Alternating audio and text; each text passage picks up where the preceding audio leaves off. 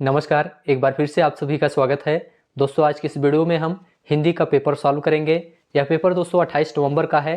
28 नवंबर 2021 को जो UP TET का पेपर हुआ था उसी का यह प्रश्न पत्र है। आप लोग देखिए, हिंदी विषय है। आप लोग देखिए किस प्रकार के प्रश्न हिंदी में पूछे गए थे और इनका सही उत्तर क्या क्या है, आप लोग यहाँ पे देख कर मिलाइए। चलिए, पहला प्रश्न आपके सामने है, निगमन प्रणाली का प्रयोग किस प्रकार के शिक्षण में होता है, आपको बताना है। तो इसमें आपका सही जवाब क्या होना चाहिए, आप लोग देखिए, कंप्यूटर शिक्षण प्रणाली, खेल शिक्षण प्रणाली, व्याकरण शिक्षण प्रणाली या गद्य लेखन प्रणाली। आपका सही जवाब होगा इसमें दोस्तों व्याकरण शिक्षण प्रणाली। देखिए, जो निगमन प्रणाली है ये व्याकरण शिक्षण प्रणाली पर आधारित है। व्याकरण शिक्षण प्रणाली का मतलब यह है कि जो नियमों से चलता है, व्याकरण जो है नियम से पढ़े जाते हैं, नियमों के माध्यम से चलते हैं। ठीक है, तो निगमन प्रणाली में भी नियम से ही शुरुआत होती है, तो इसलिए निगमन प्रणाली को हम व्याकरण शिक्षण प्रणाली से ही मिलाएंगे। तो तीसरा ऑप्शन ही इसमें आपका राइट है। चलिए आगे बढ़ेंगे। अगला प्रश्न है, आपका तत्सम क्या है। आप लोग बताइए आपका तत्सम क्या है। तो इसमें आप देखेंगे आत्मा, अपनापन, निज, आत्मजा। आपका सही जवाब इसमें क्या होगा, आपका जो तत्सम होगा दोस्तों वह होगा आत्मा। क्या होगा, आत्मा इसमें आपका बिल्कुल सही जवाब है। चलिए, पेपर तो रद्द हो गया था दोस्तों, लेकिन प्रश्नों को देखना जरूरी है। अब इसके बाद जब पेपर होगा तो आपको इसी तरह के प्रश्नों को तैयार रखना होगा। बौना का तत्सम क्या है। तो देखिए, वामन, वापन, वपन, बान। आपका सही जवाब क्या है इसमें, वामन है। बौना का तत्सम शब्द क्या है दोस्तों, वामन आपका राइट आंसर है। अगला प्रश्न है, धूमकेतु का पर्यायवाची पूछा गया है। धूमकेतु क्या अश्व होगा, असुर, अग्नि, आकाश। आपका जवाब क्या होगा, धूमकेतु का जो पर्यायवाची शब्द है वह है अग्नि। ध्यान रखिएगा, धूमकेतु का पर्यायवाची शब्द क्या है, अग्नि है। तो पर्यायवाची से भी प्रश्न पूछे जाते हैं, इसलिए आप लोग इन्हें ध्यान से देख लीजिए। यहाँ गद्यांश है दोस्तों, इसको पढ़िए, उसके बाद उत्तर आपको देना है। तो आज विज्ञान मनुष्यों के हाथों में अद्भुत और अतुल्य शक्ति दे रहा है। इसका उपयोग एक व्यक्ति और समूह के उत्कर्ष और दूसरे व्यक्ति और समूह के गिराने में होता ही रहेगा। इसलिए हमें उस भावना को जागृत रखना है और उसे जागृत रखने के लिए कुछ ऐसे साधनों को भी हाथ में रखना होगा जो उस अहिंसात्मक त्याग भावना को प्रोत्साहित करे और भोग भावना को दबाए रखे। नैतिक अंकुश के बिना शक्ति मानव के लिए हितकर नहीं होती है। तो अब आपको आंसर बताना है इस गद्यांश के आधार पर। विज्ञान मनुष्यों के हाथों में अद्भुत और अतुल्य शक्ति दे रहा है, पहले लाइन ये है। तो प्रश्न भी इसी से, पहली लाइन से ही यहाँ पूछा है कि उपर्युक्त पंक्ति में कौन मनुष्य के हाथों में अद्भुत और अतुल्य शक्ति दे रहा है। तो पहली लाइन अब जब आप पढ़ेंगे तो उसमें साफ साफ लिखा है कि विज्ञान जो है ये मनुष्य के हाथों में अद्भुत और अतुल्य शक्ति दे रहा है। तो इस प्रकार से आपका क्या सही हो जाएगा, इसमें विज्ञान ही आपका बिल्कुल सही हो जाएगा। अगला प्रश्न है, कफन कहानी के लेखक कौन है। तो कहानी से संबंधित, लेखक संबंधित प्रश्न आया है। जयशंकर प्रसाद, प्रेमचंद, चंद्रधर शर्मा, गुलेरी, राजेंद्र यादव। आपका सही जवाब क्या होगा, कफन के लेखक हैं दोस्तों प्रेमचंद। इनको ध्यान रखिएगा, कफन कहानी के लेखक कौन है, प्रेमचंद हैं। अगला प्रश्न है, देखिए अलंकार से प्रश्न आया है। उदित उदयगिर मंच पर रघुवर बाल पतंग, विकसे संत सरोज सब, हर्षे लोचन भृंग में कौन सा अलंकार है। रूपक, उपमा, उत्प्रेक्षा, विरोधाभास। आपका जवाब होगा दोस्तों इसमें रूपक अलंकार का उदाहरण है। ठीक है, यहाँ पे लोचन भृंग में कौन सा अलंकार है, यहाँ पे योजक चिन्ह भी लगा हुआ है, इसलिए आपका ये जो है रूपक अलंकार का उदाहरण है। ठीक है, तो रूपक अलंकार की ट्रिक हमने बताई थी ट्रिक वाली वीडियो में, तो वहां से आप लोग देखिए यहाँ पे रूपक कैसे हुआ है। उससे बैठा नहीं जाता है में कौन सा वाच्य है आपको बताना है। तो उससे बैठा नहीं जाता का मतलब ये भाववाच्य का उदाहरण है दोस्तों। इसमें कोई कर्म नहीं हो रहा है, कोई कर्तावाच्य नहीं है, कोई इसमें जो है भाववाच्य का उदाहरण है, उससे बैठा नहीं जाता। चलिए अगला प्रश्न है, ध्यान से देख लीजिए जल्दी जल्दी इनको। राम धीरे धीरे पढ़ता है में कौन सा अव्यय है। तो इसमें आप देखेंगे धीरे धीरे में कौन सा अव्यय है, मतलब कि संबंध बोधक है, क्रिया विशेषण है, समुच्चय बोधक है या विस्मयाद बोधक है। तो आप कहेंगे इसमें जो है धीरे धीरे जो पढ़ता है राम, वो इसमें जो है क्रिया विशेषण अव्यय है दोस्तों। दूसरा विकल्प आपका इसमें सही है, क्रिया विशेषण अव्यय का उदाहरण है। चलिए यहाँ तक आपका 39 नंबर तक हो गया है। अगला प्रश्न अब यहाँ से शुरू है, ध्यान से देखिए। हिमालय से गंगा निकलती है, थोड़ा सा और बड़ा करते हैं। हिमालय से गंगा निकलती है में किस कारक का प्रयोग हुआ है। देखिए दोस्तों, कारक से संबंधित प्रश्न आया है। हमने पहले भी बताया था कि कारक से प्रश्न जरूर पूछा जाता है। तो कारक का चिन्ह इसमें क्या होगा, हिमालय से गंगा निकलती है। तो कर्ता होगा कि अपादान या कर्म या करण।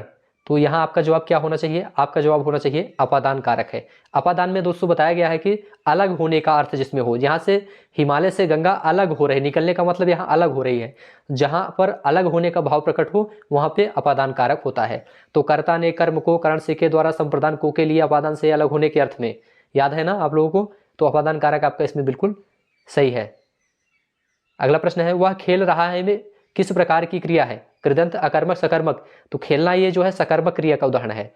वह खेल रहा है दोस्तों, इसमें सकर्मक क्रिया होगा, इसको ध्यान रखिएगा। चलिए अगला प्रश्न है,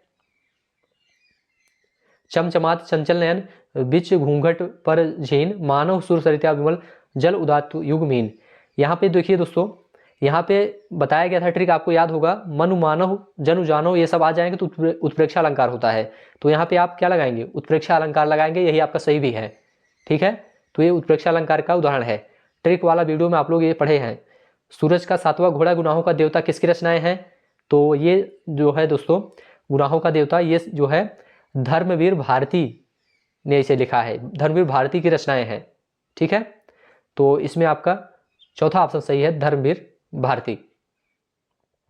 चलिए अगला प्रश्न है, वा का उच्चारण स्थान क्या है, यह भी आप लोग पढ़े होंगे, आसान है। वा आप बोलेंगे देखिए तो ओठ आपका और दांत दोनों स्पर्श करता है, तो वह बोल के देखिए तो इसमें दंतोष्ठ आपका बिल्कुल सही हो जाएगा। क्या होगा इसमें, दंतोष्ठ, ये तो सभी लोग सही करके आए होंगे। चलिए अगला प्रश्न है, अग्नि का विशेषण पूछा गया है, क्या होता है, अनि, आग्नेय, अज्ञेय, आग। आपका जवाब होगा आग्नेय होता है। अग्नि का जो विशेषण होता है दोस्तों ये आग्नेय होता है। चलिए 45 तक हो गया है। अब इसके बाद जो है 46 से इधर हम आएंगे तब मिलेगा हमको। तो 46 से यहाँ पे है, देखिए 47, 46। चलिए इसमें पूछा गया है तेजाब में कौन सी संज्ञा है, आपको बताना है। तो तेजाब दोस्तों ये एक प्रकार का द्रव पदार्थ होता है। ठीक है, तो द्रव है तो इसका मतलब ये द्रव्यवाचक हो जाएगा। इसमें क्या हो जाएगा, द्रव्यवाचक संज्ञा का उदाहरण है। तेजाब जो है द्रव्यवाचक संज्ञा का उदाहरण है। तीसरा ऑप्शन आपका इसमें राइट है। अगला प्रश्न है, नाव जल में तैरती है में कौन सा कारक है, नाव जल में तैरती है, में आया है तो कौन सा कारक है इसमें आपका दोस्तों, कौन सा कारक होगा आप लोग बताइए, अधिकरण कारक होगा। याद करिए आप लोग, कारक के चिन्ह, कर्ता ने कर्म को करण से के द्वारा संप्रदान को के लिए अपादान से अलग होने के अर्थ में संबंध का के की रारेरी, अधिकरण में पर, अधिकरण में क्या आता है, में और पर आता है। तो यहाँ पे में आया हुआ है तो आपका अधिकरण कारक इसमें बिल्कुल सही है। महेंद्र का संधि विच्छेद क्या है, महाधन इंद्र बराबर महेंद्र होता है। महेंद्र का संधि विच्छेद क्या होता है, महाधन इंद्र बराबर महेंद्र। अगला प्रश्न है, शेर को सवा शेर लोकोक्ति का क्या अर्थ होता है। शेर को सवा शेर का मतलब होता है दोस्तों एक से बढ़कर दूसरा, शेर को सवा शेर मिल गया मतलब कि एक से बढ़कर दूसरा आ गया। चलिए अगला है, खाने की इच्छा के लिए एक शब्द बताइए। तो लिप्सा, बुभुक्षा, जिज्ञासा, प्रमेय। आपका जवाब होगा बुभुक्षा बोला जाता है। खाने की इच्छा के लिए एक शब्द क्या होता है, बुभुक्षा। अगला प्रश्न है, किंडरगार्टन शिक्षण पद्धति के जन्मदाता शिक्षा शास्त्री थे, कौन है। तो आप लोग इसको पढ़े हैं, किंडरगार्टन शिक्षण पद्धति के जन्मदाता कौन है, आपका जवाब होगा फ्रॉबेल। फ्रॉबेल आपका बिल्कुल राइट आंसर है। अगला प्रश्न है, यहाँ तक 51 तक हो गया है। 52 से यहाँ से शुरू है, देखिए ध्यान से। प्रवर का विलोम पूछा गया है, देख लीजिए, प्रवर का विलोम शब्द है अंतिम अवर, अप्रशस्त या प्रशस्त। तो आपका जवाब होगा अवर होता है। प्रवर का जो विलोम होता है दोस्तों वह अवर होता है, इसको ध्यान रखिएगा। नेक्स्ट है, ध्यान से देख लीजिए दोस्तों सभी प्रश्नों को, इसी प्रकार की तैयारी आप लोग आगे करिएगा। अब जब एग्जाम डेट आ जाएगी तो उसी हिसाब से आप लोग जो है पहले से तैयार रहिए। उपचारात्मक शिक्षण में किस अध्यापन प्रक्रिया का प्रयोग अधिक किया जाता है। तो आपका जवाब होगा इसमें व्यक्तिगत, उपचारात्मक शिक्षण में जो है व्यक्तिगत ध्यान दिया जाता है। ठीक है, जिस चीज़ का उपचारात्मक शिक्षण दिया जाता है तो उसमें व्यक्तिगत ध्यान दिया जाता है। ठीक है, तो दूसरा ऑप्शन आपका बिल्कुल सही है इसमें। अगला प्रश्न देखेंगे अब,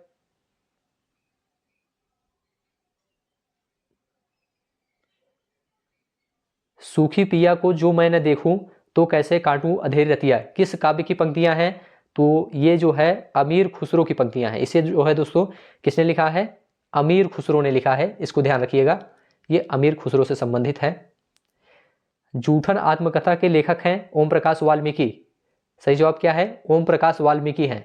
जूठन आत्मकथा के लेखक कौन है, ओम प्रकाश वाल्मीकि। अगला प्रश्न है, सब्ज बाग दिखाना मुहावरे का अर्थ क्या होता है। तो सब्ज बाग दिखाने का मतलब होता है कि अच्छी बातें कहकर बहकाना।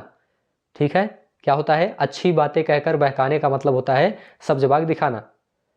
चलिए 56 हो गया। अब 57 से आते हैं। 57 में यहाँ क्या पूछा गया है आप लोग देखिए, तो थोड़ा सा इसको साफ कर लेते हैं, उसके बाद थोड़ा टाइम लगता है इसमें। जब कर्ता एक क्रिया समाप्त करके दूसरी क्रिया में संलग्न होता है तो पहली क्रिया क्या कहलाती है? पूर्वकालिक क्रिया, नामबोधक क्रिया, इच्छाबोधक क्रिया, सहायक क्रिया।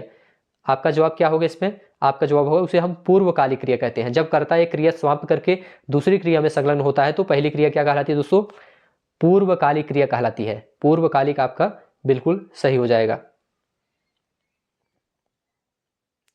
फूले का सकल महिछाई, जनु वर्षा ऋतु प्रकट बुढ़ाई। जनु जानो मनु मानो आ जाएगा, कौन सा अलंकार होगा? ट्रिक याद है आप लोगों को? उत्प्रेक्षा अलंकार इसमें बिल्कुल सही है।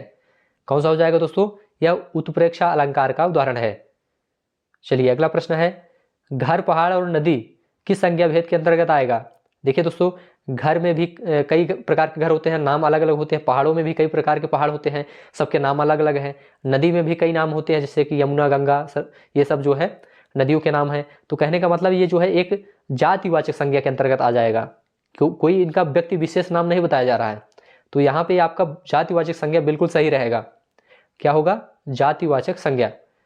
उससे कुछ नहीं खाया में कुछ किस सर्वनाम का बोधक है आपको बताना है।